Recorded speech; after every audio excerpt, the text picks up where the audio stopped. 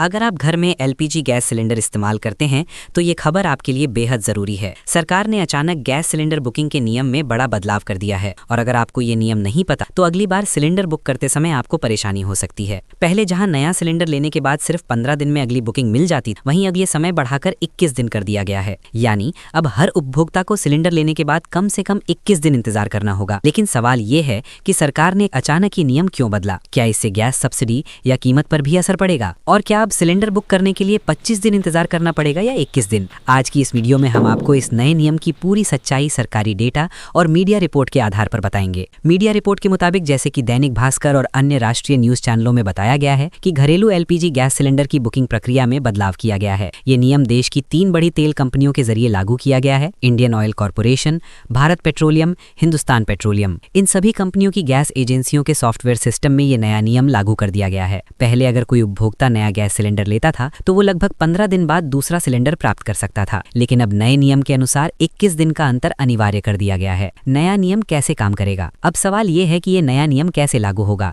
और उपभोक्ताओं को क्या करना होगा। नए सिस्टम के तहत गैस एजेंसी के सॉफ्टवेयर में ऑटोमेटिक लॉक सिस्टम लगा दिया गया है। इसका मतलब ये है कि अगर आपने अभी नया सिलेंडर लिया है तो अगला सिलेंडर 21 दिन पूरे होने से पहले डिलीवर नहीं किया जाएगा। हालांकि एक महत्वपूर्ण बात यह है कि आप बुकिंग पहले भी कर सकते हैं, लेकिन डिलीवरी तभी मिलेगी जब 21 दिन पूरे हो जाएंगे। यानी अगर आपने आज सिलेंडर लिया है तो अगला सिलेंडर कम से कम 21 दिन बाद ही मिलेगा। सरकार ने ये नियम क्यों लागू किया? सरकार और तेल कंपनियों के मुताबिक इस नियम को लागू करने के पीछे कई कारण बताए जा रहे हैं। सबसे बड़ा कारण है वैश्विक ऊर्जा बाजार में अस्थिरता। पिछले कुछ समय में अंतर्राष्ट्रीय बाजार में एलपीजी गैस की कीमतों में उतार चढ़ाव देखा गया है। इसी वजह से सरकार और तेल कंपनियां गैस की आपूर्ति और वितरण को संतुलित रखना चाहती हैं। इसके अलावा कई जगहों पर गैस सिलेंडर के अनियमित उपयोग और दुरुपयोग की शिकायतें भी सामने आई थी। इसलिए ये नियम लागू किया गया ताकि गैस की आपूर्ति सभी उपभोक्ताओं तक सही तरीके से पहुंच सके। सब्सिडी और कीमत पर असर। अब सबसे बड़ा सवाल यह है कि क्या इस नए नियम का असर गैस सब्सिडी या सिलेंडर की कीमत पर पड़ेगा? फिलहाल सरकार की ओर से ऐसा कोई आधिकारिक बयान नहीं आया है कि इस नियम से एलपीजी की कीमत में कोई बदलाव होगा। यानी अभी ये बदलाव सिर्फ बुकिंग